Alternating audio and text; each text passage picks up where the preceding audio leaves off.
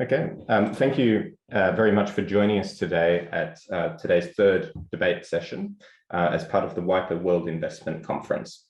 The theme running throughout this conference is the regeneration of IPAs in a new decade.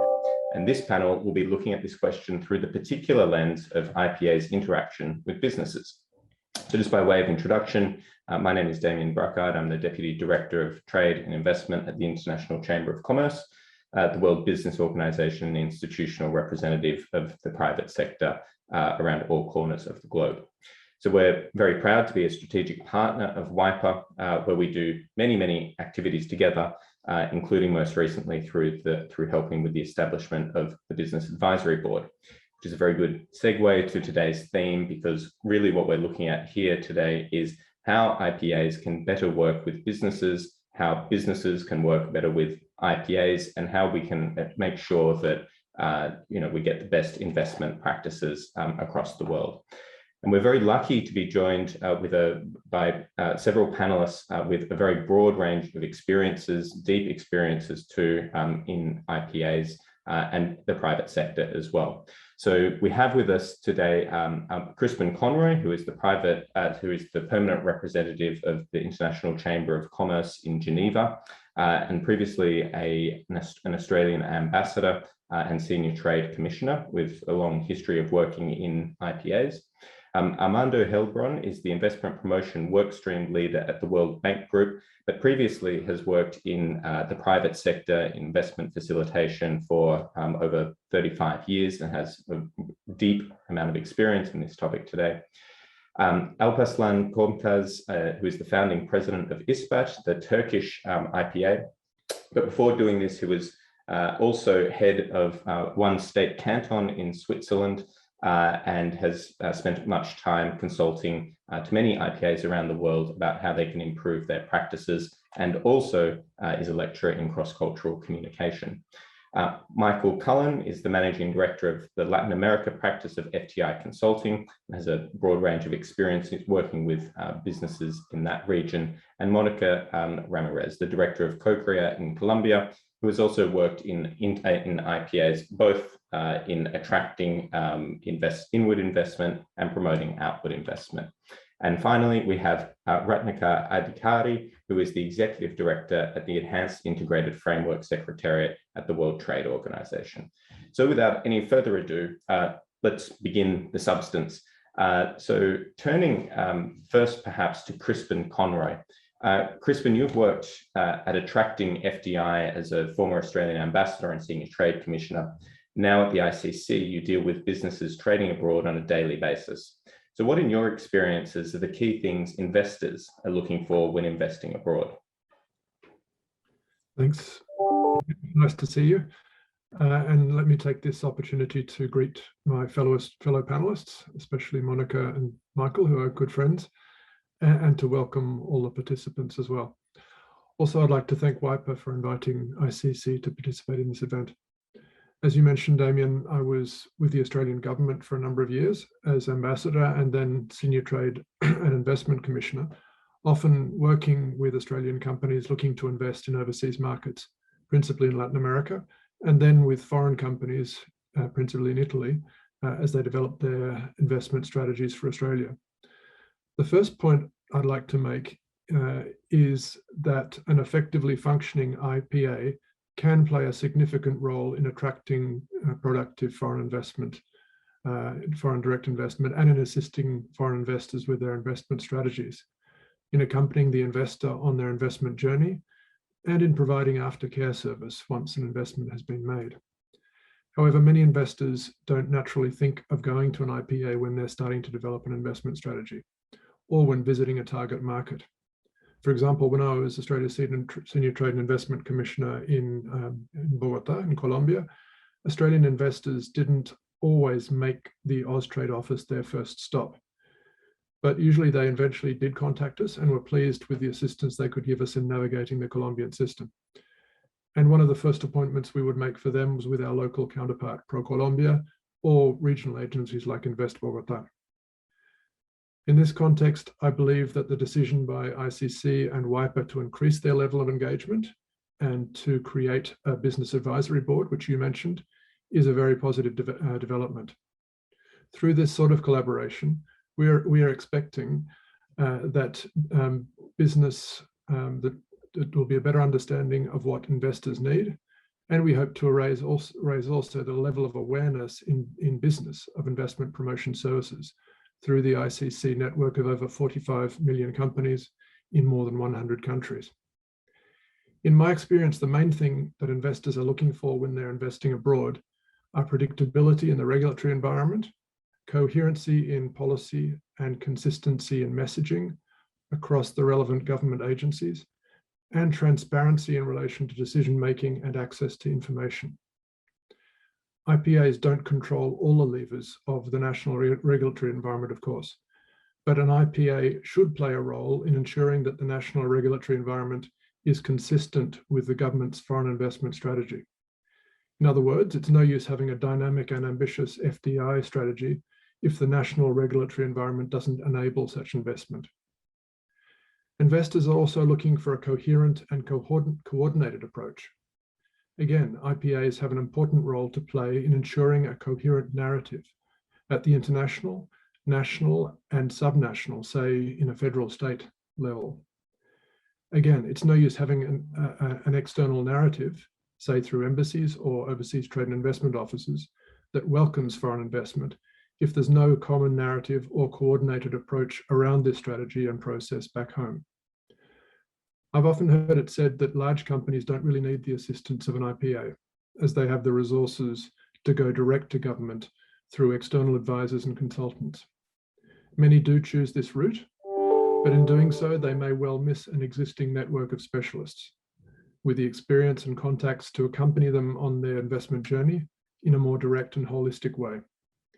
In Italy, we work closely with one of the largest private and renewable energy companies in the world on their exploration of the Australian renewable sector, which was of increasing interest to foreign companies because of a more attractive regulatory framework.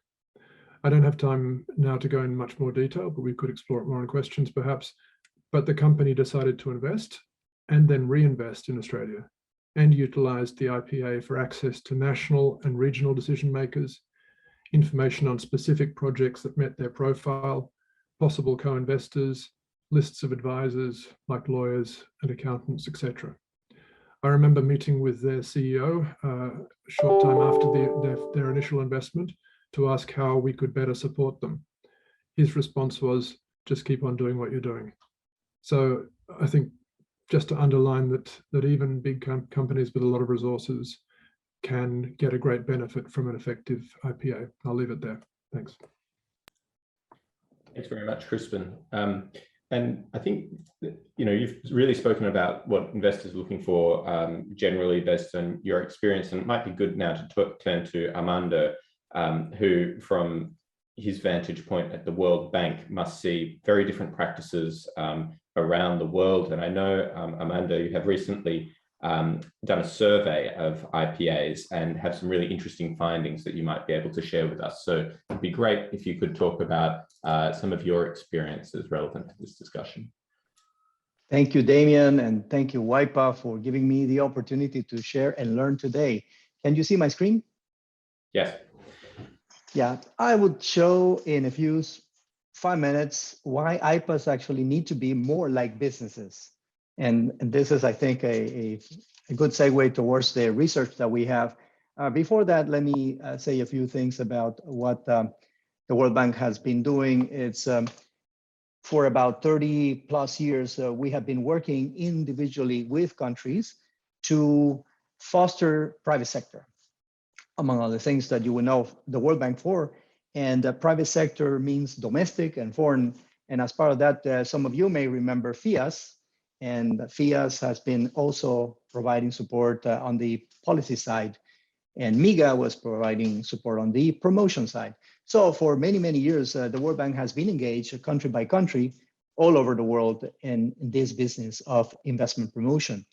But also we have done research, and we are in contact with investors to get their perceptions, and as well doing research about what IPAs are doing, their characteristics and their performance.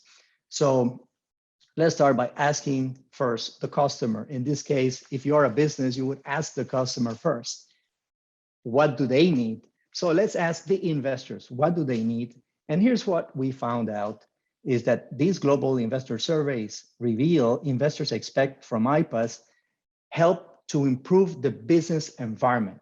That's the number one aspect, with critical and important percentages beyond 75%.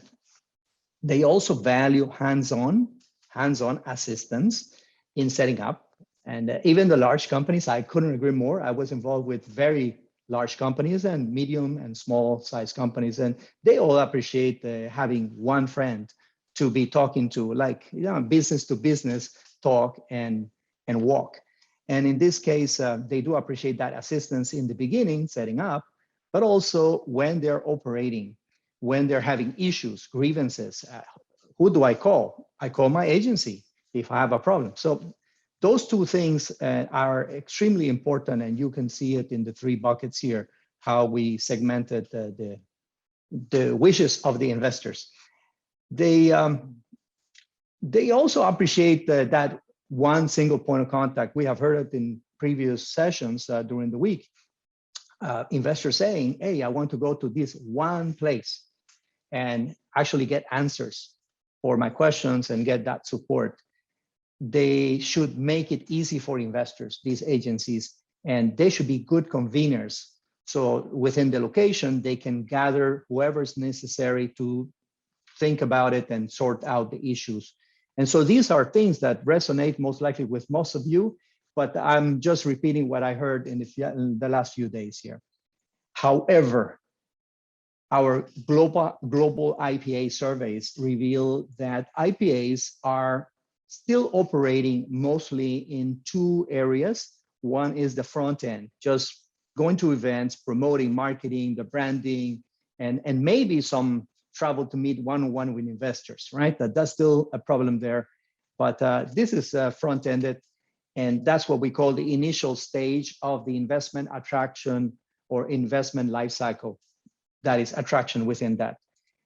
The second thing that I wanted to say is that because this has been an issue for long, the World Bank Group just got very deep into the topic of services that investment promotion agencies are providing. So we ask investors again, and we ask agencies. And in this particular case, yes, just rubber stamping an agreement to, or agrément to get into a country, let's say, is not a service. They actually see it as another regulatory barrier to enter a country. So just by now, everybody knows about this.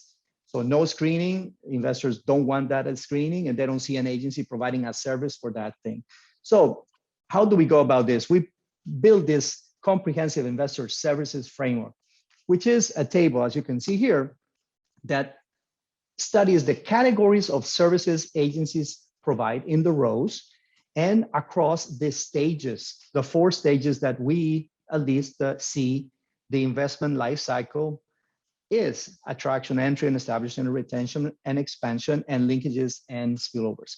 And when you look at this granularly, you actually discover very interesting things. So we survey IPAs, and we found out that, yes, they are, as I said, at the front end, providing marketing at attraction. I already mentioned branding, investment events, travel, and in the COVID times, maybe doing virtual things because they are not too much able to go physically.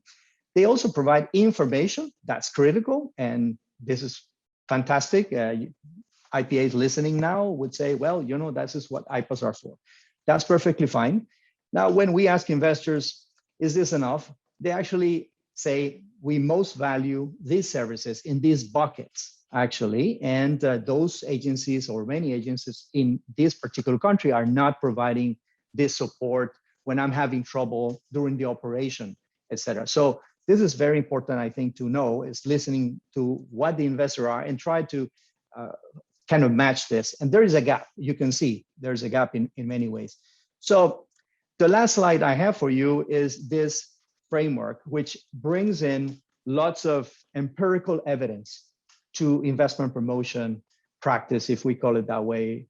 And in that context, you could see that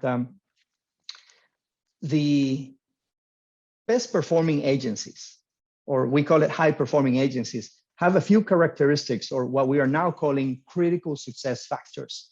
If you don't have that, the likelihood is that you are not performing in there. And this is where everybody needs to be listening. And the way IPAs need to behave like businesses.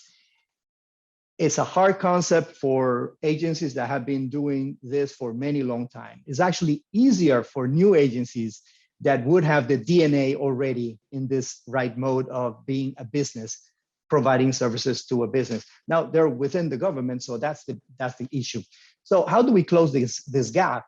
Is, yes, I mentioned, listen to investors. So do research as an agency, what investors want in your strategic sectors, and apply these few principles I'm going to be telling you about. I'm going to run down because we have no time to go in specifics. But again, on the first pillar, strategic alignment and focus, we have found that these high-performing agencies focus on a few strategic sectors. I say few. The younger the agency, the fewer the sectors, right? If you are very old, 30-something years, I mean, you may have a lot more experience and you can do with a lot more. But in the beginning, a few. We have also found out that they do this with research. They engage in investor research, they engage in competition research. So how are the others doing? Sectoral analysis, either internally or they subcontract this to research providers. They also have fewer mandates. And it's very interesting, right? Because you would think, oh, let's bring in trade and investment and domestic and this and that and PPP, and the more the merrier and more powerful I get. But empirically, especially when you are a developing nation, pay attention, the more mandates you have, the least performing you become in terms of attracting FDI. And this is empirical evidence based on the research that we have done. The other important thing is the focus on meaningful results. So these agencies become like a business oriented in sort of the triple bottom line or whatever it is nowadays. You have good KPIs that measure SDGs. You have good KPIs that go into gender, beyond jobs, and actual creation of jobs, of good wages, etc. So all these indicators are there in those type of agencies. And last but not least, they engage in sectoral promotion activities. So all of these is just one pillar, right? And it's really packed there. Second pillar. The second pillar is to build a coherent institutional framework. And this is not just your own agency, your own institution, is how you relate to the others. And in that context, you have agencies that are more like a consultancy and or financial service company. And in that sense, they are investor friendly. Yes, I mentioned that. They have some level of autonomy.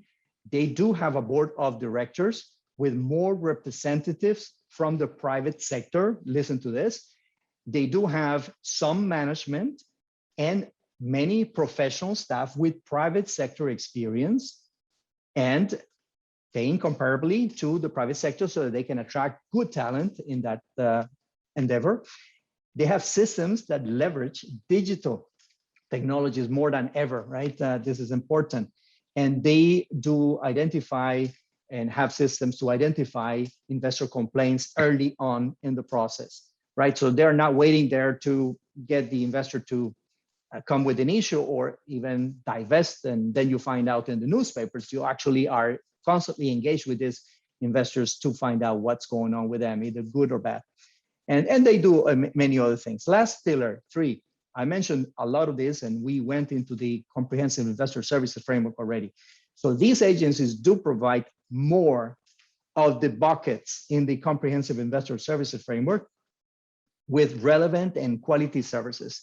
It's really sad to see when you actually do quality satisfaction or relevance of what investors perceive of agencies. And we have done this in some countries when you get the investors saying that the agency is providing 50% satisfaction in particular services, and that perhaps the agency is providing some services that are not as relevant as they would like to have other services that are relevant to the investors, and the agency is not providing a good level of response there. So these are things that we know from our internal research that I think are quite relevant, and they provide empirical evidence to basically bring the foundations of a high-performing IPA, more like a business, as I mentioned in the beginning.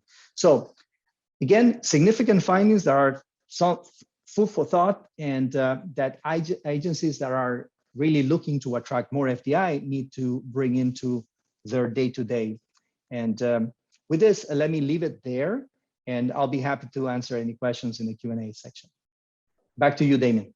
Fantastic, thanks very much. And also, can I just say what a cogent presentation at 5 a.m. in the morning in Washington, D.C. Very impressive. No I'd now like to turn to Ratnakar from the Enhanced Integrated Framework Secretariat at the WTO, who's the executive director there, because I think some of the really interesting things coming out of the last presentation were the importance to businesses of IPAs making efforts to improve the overall business environment, and also the role of IPAs in promoting development, which is obviously crucial in least developed countries. And for those of you who may not know or may need a refresher, the Enhanced Integrated Framework is a multilateral development program assisting least developed countries integrate into the global trading system and reap the benefits of trade for development purposes. So with that introduction, Ratnakar, I was wondering if you could bring some perspectives specific to least developed countries to our conversation today. Thank you, Damien, and greetings to everybody. In the current context of COVID-19 pandemic, least developed countries, LDC's investment attraction potential has significantly deteriorated. Due to low vaccination rate, economic recovery is bound to be tepid, which will further affect their investment prospects. So in this context, what I would like to do is to just make 2 points in the interest of time. The first one relates to reorienting IPAs offering for added value. Given the uncertainty, the role of IPAs is critical, particularly in reorienting their services offers to become higher end and provide additional value to investors. There has been some progress in a number of areas in some countries. However, more can still be done in the following areas. The first one relates to increased use of digital tools, and this is already mentioned.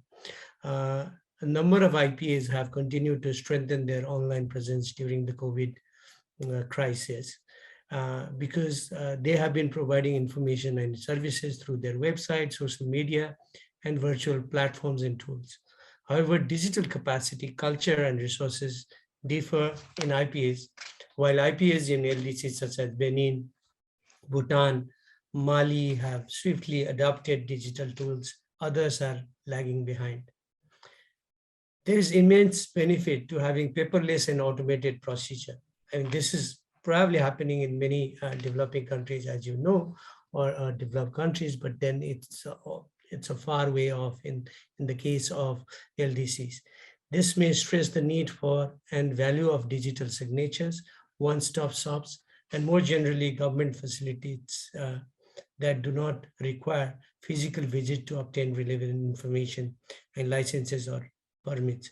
In Bhutan, for example, a trade and investment portal providing consolidated information on investment procedure was launched last year. The portal is complemented by other e-governance efforts such as one-stop information system. The second one is becoming more adaptive and resilient. The COVID-19 crisis may propel agencies to reconsider their prioritization strategies in the medium to long term. Changed economic dynamics should entice IPAs to revise the list of prioritized sectors, making them more focused on altering the mix. Emerging areas of focus for LDCs could include health sector, for example, digital transformation, ecotourism, renewable energy, and circular economy. Then the other important point, and which has been also highlighted already, is the point relating to the advocacy role that they can play, not only in the context of devising a policy that is going to be investor friendly, but also to make sure that they are able to help the agency, other agencies resolve the problem that are arising from the lack of smooth flow of information. And then when new regulations are adopted, particularly in the pandemic context, IPA will need to support investors navigate the rapidly evolving legal frameworks. Then finally, enhanced networking and capacity building would be absolutely critical. Exchanges among IPAs through peer networks on experiences and lessons learned can be critical for adapting their services offering. With increased regional trade arrangements in Asia and particularly in Africa, African Continental Free Trade Area Agreement, the role of regional investment promotion is key, and the linkage between trade and investment to promote regional value chain is critical. It is equally important to keep the staff abreast with new development and provide tailored support to major investors by understanding their needs and priorities. For example, the ongoing supply chain disruption could affect the ability of export-oriented companies to function effectively. The support they may need may be completely different to a hotel industry, which is affected primarily due to low vaccination rate in the country. The second point that I would like to make is the road ahead for IPAs. As the LDC governments come to grips with the challenges posed by the economic downturn, there is an increased pressure on the government coffers. This may translate into public budget reductions and an increased pressure to do more with less, including through reallocating resources and undertaking new tasks. In this context, IPAs may also see their budgets strained, in particular as governments may shift their priorities and reconsider their approach to international trade and investment. In addition, ministries may require IPAs to reorient themselves towards servicing domestic firms and other government bodies, ministries and regional agencies, for example, and away from their foreign clients. Yet, considering the potentially important benefits of FDI to local economies, particularly in LDCs, and the development impact that you've highlighted just now, and the role of IPAs in attracting foreign direct investment, it is important that the right balance is sought. Support is needed from international community to help IPAs from LDCs undertake these transformations to emerge stronger from the crisis. The EIF is already collaborating with WAIPA, UNCTAD, and other partners to address some of these key areas, and we remain committed to continue working with partners on these areas in the years to come. Thank you. Excellent, thank you so much. I thought it might be good now to turn to someone who has worked on both sides of the fence, so to speak. So Monica, I know you have worked in Colombia for both a domestic and a foreign investment promotion agencies, meaning that you've seen companies working with IPAs from both sides. I was wondering whether you could talk to us about some of the lessons that you have learned about what priorities IPAs tend to, or perhaps should have, when promoting inward and outward investment from those two different perspectives. Thank you, Damien. The priorities that I've seen, I would divide into two main areas. One of them is structural. And obviously structural also means evolving, because countries or cities do have dynamic behaviors, but one of them is structural. And the other one that I've seen is opportunity-based. And this is in a sense that investment promotion agencies do end up working in a sense as the sales force of those national or local priorities. If there are major infrastructure projects, or there is a new incentive or a new sector-specific law, then investment promotion agencies normally end up trying to attract investment in those towards those specific areas. And I think that makes a lot of sense. Obviously, investment promotion agencies do focus and have to focus on what the competitive advantages of a country or a city are. It doesn't make sense to promote or try to attract investment to an area where a country or a city is not competitive and does not have those advantages. So I would say those are the from the inward investment point of view, those are the areas, and obviously, governments change and priorities change. So there does have to be some flexibility in what those promotion agencies are actually focusing on. But I completely agree with Armando that I think focus makes a lot of sense. When investment promotion agencies are all over the place, in all areas, in all sectors, I think that shows that the lack of experience in a specific sector shows. And I think that I also do agree that IPAs should be more business focused and should operate more like private companies. And I think clients are looking for advisors more than bureaucrats. They are not looking for government officials who can just connect them with government or help them navigate the system or the specific sectors. I think they do need people who understand their language, understand their sector, understand their specific needs. And I think one of the things that, at least in my time when I was working at investment promotion agencies, was not a huge focus, but I think should be, and I guess it is happening in some of the best practices, is measuring impact beyond just jobs and money that is being invested in a country or in a region. I think it does make sense today to measure the impact of an investment promotion agency, for example, more in qualitative terms. For example, what the sustainable development goals, what is an IPA doing in terms of reaching those goals? Or, for example, in impacting specific or sector-specific ecosystems. Are the gaps being closed by what that investment promotion agency is doing? And I think that's also very private sector focus, meaning it's not just how much money I can bring in, it's what I'm generating beyond that, those very tangible things that are normally measured in an investment promotion agency.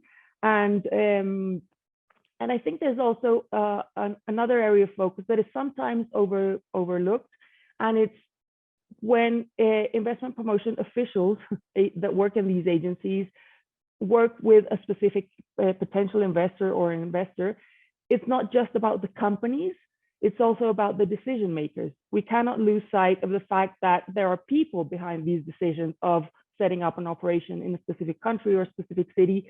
And behind those decisions, a lot of the times, is quality of life, who's coming, who's the expat, who will set up the office in that location.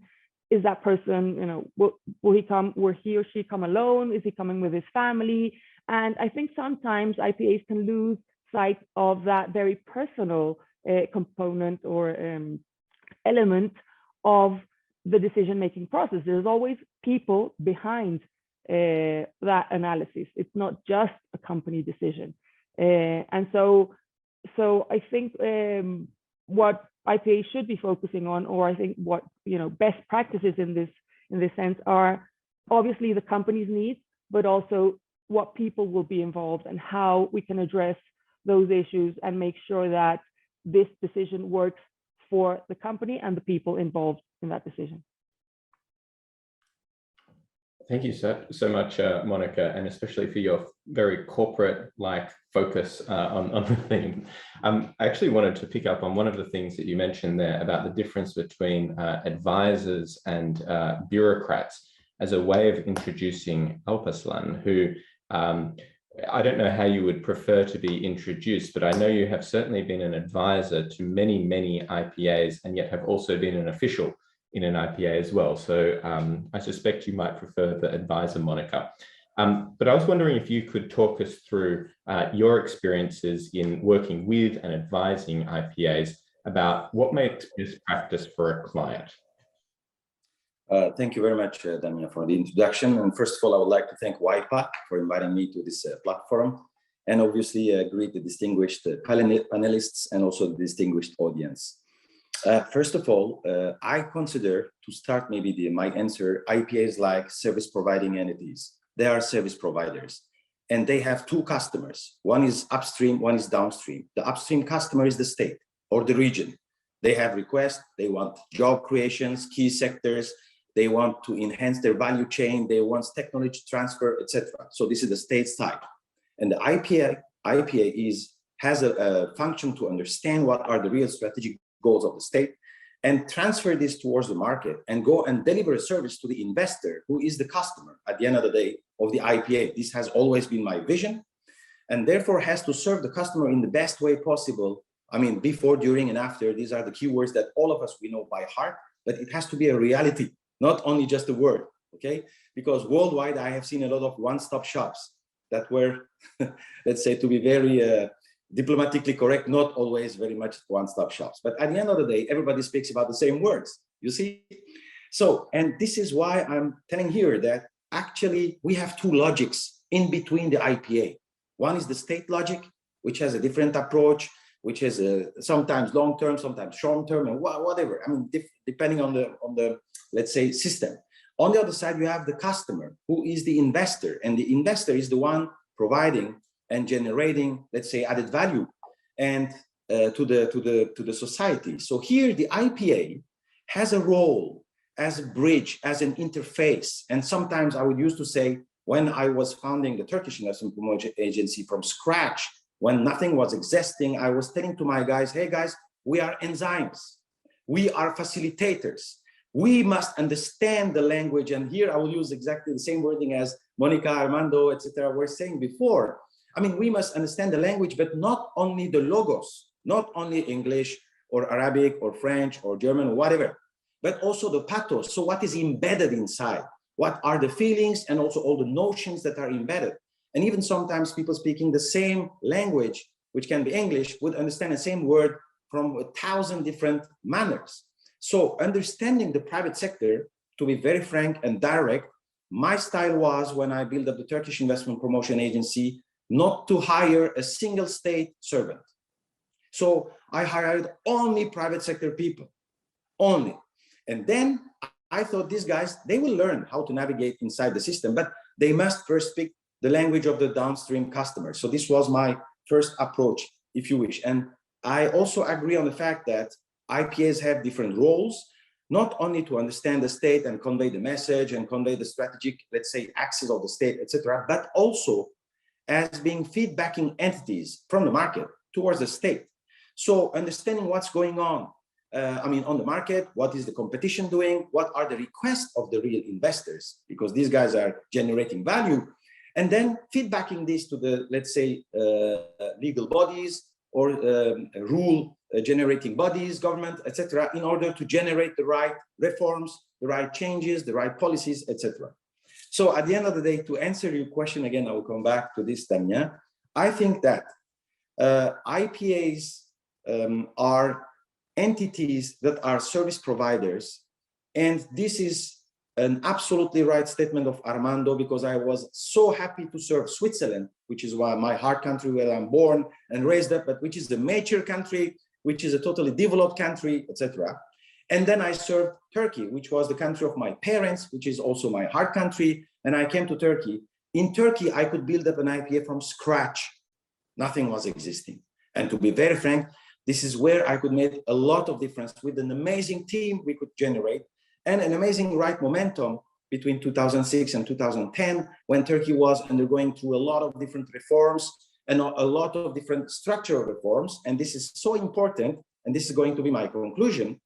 Whoever you are as an IPA and how important is your role, at the end of the day, for me, IPAs are cherries on the cake. And if the cake is not functioning, is not delivering the right taste, which means the country is not promising, is not, let's say, stable, has not the long-term policy, has not structural reforms going on, etc. I mean, this is going to make your task pretty difficult to ameliorate the cake just with a cherry. So this is in a nutshell my approach, Damien. I'm obviously ready to answer all kinds of questions afterwards. Fantastic. So we've got a cherry on a cake in a nutshell. And let me commend you on your logos, your pathos, but also the ethos of your intervention, because you clearly have the authority to speak on these matters, and that was extremely persuasive. So thank you. Also, speaking of authoritative speakers, I would now like to turn to Michael. As a consultant, having consulted many companies investing abroad, I was wondering if you could touch on what value do your investors generally see in an IPA, and whether it's really marrying with what we're hearing during today's conversation. And do they need to change their practices? Obviously, the world has changed a lot in the last year. We've heard about some of the difficulties, especially facing least developed countries' IPAs, but more generally, the world has changed. So how's the landscape shifting, and what value do investors see in IPAs generally? Thank you very much for that. Hello, everybody. Obviously, IPAs bring tremendous value, both in terms of encouraging investment and then assisting in the actual investment process. I'm the president of the Australian Colombia Business Council here in Colombia, and I know very much from firsthand experience the quality of these organizations is absolutely critical for foreign investment. One critique, and obviously we're talking in a realm of constructive criticism here to try and improve the environment, but one critique of government agencies that is that I feel, in my experience working in the environment of Latin America, that they often paint too rosy and unrealistic a picture of the facts on the ground. They obviously want to encourage investment and only emphasize the benefits and opportunities, but in so doing, they often present an unrealistic picture of the reality on the ground and set unrealistic expectations for the critical investors. So just taking Colombia, for example, I mean, this happens all around the world. And I've, the last 20 years, I've lived in multiple international developing jurisdictions. But taking Colombia as an example, it's a fantastic country where I've spent the last 12 years of my career. However, there's an obvious difficult history of conflict. I'm not saying anything out of school there. You just need to have a Netflix subscription to work out that element. But when a government agency equates its environment to, we've just heard about sort of a Switzerland environment, that seems to be a scenario that many of these IPAs sort of come back to, that, we're kind of this incredible Switzerland scenario, and you should invest and you need to invest. But I've always felt that it, here in Latin America, for example, it sets a dangerous precedent. So the difficulty on the back end of that kind of promotion is that once one or two companies get burnt as a result of the reality on the ground and they haven't done their necessary homework properly, then the IP loses the trust and credibility with the international investment community. So at the end of the day, the IPA needs to be brutally honest about opportunities, but also risks, so that companies come in prepared, thereby not contaminating their credibility within the investment community with, back-end horrible war stories. I know the IPAs think they're doing their job by talking about the positives, and I get that. I get that there's an element of patriotism, there's an element of nationalism that runs through the narrative that is handed out to the international investment community. But I would just emphasize that it's most certainly a short-term perspective. Transparency is the best antiseptic. It's kind of like one of my catchphrases working in the industry that I do. But pie in the sky promotion is problematic. I think IPAs are getting much better at this, both here in Latin America and in Africa, Asia, etc. But I still think there is a long road ahead for all of us. Thank you very much. And that's a wonderful phrase, actually. Transparency is the best antiseptic.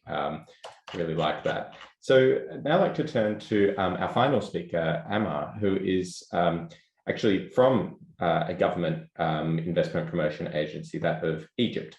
So I was wondering if you could please walk us through what, in your experience, makes an effective IPA, and having perhaps heard the discussion so far, whether this is all chiming with your perspective from the government side.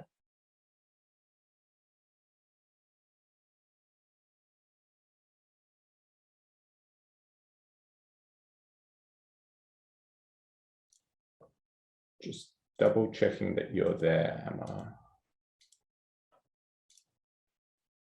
I think he may be having connection problems. So in the meantime, what we will do is skip over to a next section, really as a way of wrapping up. And I want to ask all of our speakers a question here, a very basic one, which is, what 3 things can IPAs do to work better with businesses? So that's one option, our panelists. Your second option is to answer the question, what 3 things can they do to facilitate strategically significant investments? So why don't we take the same order that we started with and start with Crispin, very crisply, your top 3 pieces of advice. Thanks, Darren. Crisp by name, crisp by nature. Yeah, so look, I'll go for your first option and pick up Michael's point. I think trust and credibility is incredibly important. And a way of doing that, always an IPA will, as Monica said, we're salespeople, so you will give a certain spin. But I think the responsibility also is to introduce investors to people, say like Michael, who've got a broader picture of the environment, so that they can actually, make their own decisions. So I think an IPA has a role to introduce potential investors to a range of different experts and advisors, not just them. Secondly, strategic focus, and I think Armando raised this. You can't just encourage investment for the sake of it. You need to be very strategic and be aware of the sectors where the country needs it most. And finally, again, picking up something that Armando said, I think you termed it as grievances, Armando. We used to call it aftercare. And I think aftercare is particularly important, not just to rest with, tick your box, get your KPI, but aftercare is important because if you don't manage grievances, then an investor might pull out. And secondly, if you don't remain in contact and understand how the journey is going, you may miss an opportunity for increasing that investment or attracting them to a different part of the country or other projects. So they're my 3 points. Thanks very much. So we've got 3 minutes left. Armando, very briefly. Thank you very much. Yes, I would say that aftercare, we all need to do it because that's where you can get the reinvestments. And if you're not looking for what investors are doing or feeling, you may find out again that the investor has left the country or even sue the country because of situations that the agency could have been supporting. Okay, 3 things is going back to those 3 pillars. I think we have gathered enough evidence over the years. So strategic focus and alignment so that you're part of the overall ecosystem, and touch on this thing that Alpaslan mentioned, the working with the stakeholder, which is the government. That's your boss, your shareholders, but then as well with the customer, which is the investor, right? So you got this duality, but the strategic alignment would allow you to do that and also focus on bringing those transformative investments that the location needs, and it is also competitive for. The second thing is work on your institution, your core, and it needs to be more like business, and it doesn't need to be bloated with lots of people. No, it just needs the right people, okay? And last but not least, services. So this becomes an acronym. I like to call it SIS, SIS, Strategy, Institutions, and Services. And all of these work for your second question, which is bringing in significant and transformative strategic investment to your location. Back to you. Fantastic. Thanks very much. So Ratnika, your 3 tips.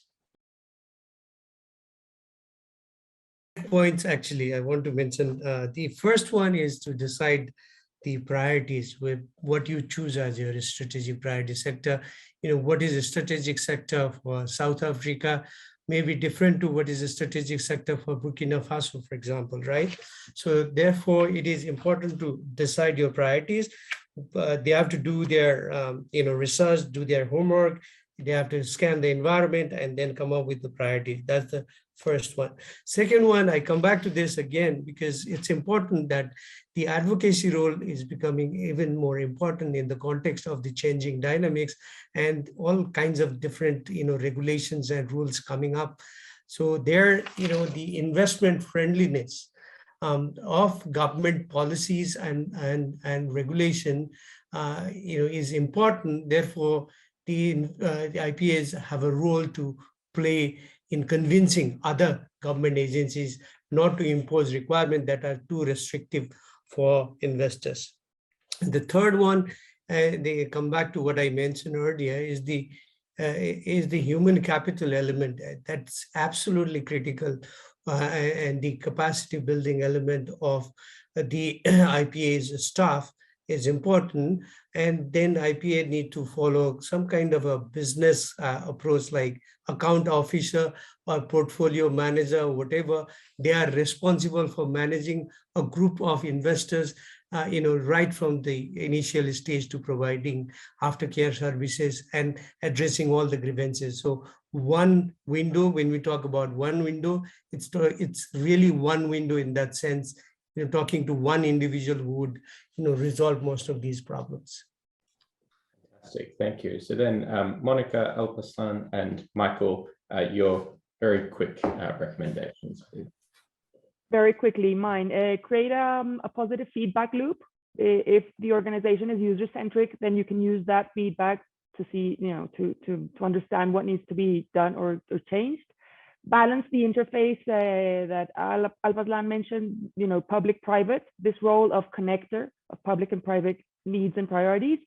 And I would say measure impact beyond jobs and money. Yeah, and as always, Monica just took the best points. So I agree with everything Monica said.